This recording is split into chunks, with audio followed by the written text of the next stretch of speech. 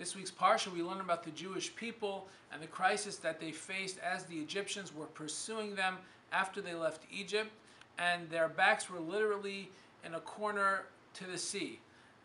The Egyptians were approaching them from the front, their backs towards the sea, and they were in complete panic mode. They were praying to God, and finally, God says to Moshe, it's not a time for prayer now. I want the Jewish people to move forward.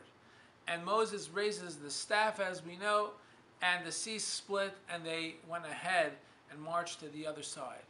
But what I would like to focus on for today is that at that very moment, when they were engrossed in this terrible crisis, and they were hoping for some possible solution, what do you think was in their minds? They were hoping that perhaps this would be a David versus Goliath story, where the few can beat the mighty, and the weak can overpower the strong, and the small Jewish people can go ahead and defeat the mighty Egyptian army, perhaps on the military field.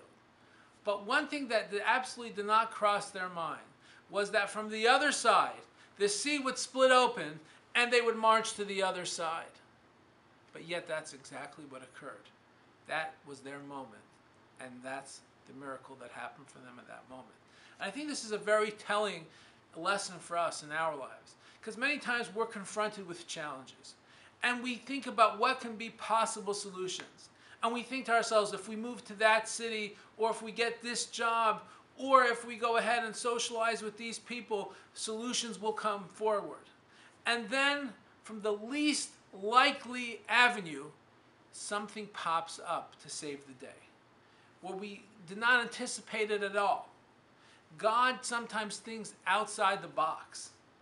And many times, even when it has not been on our radar screen, the solution that he brings forward is most compelling and helpful to us.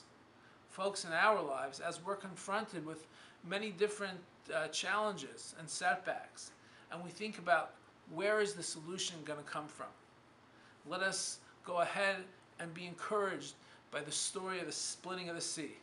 And let us always remember that God can bring the salvation from the least likely source. Have a wonderful Shabbos.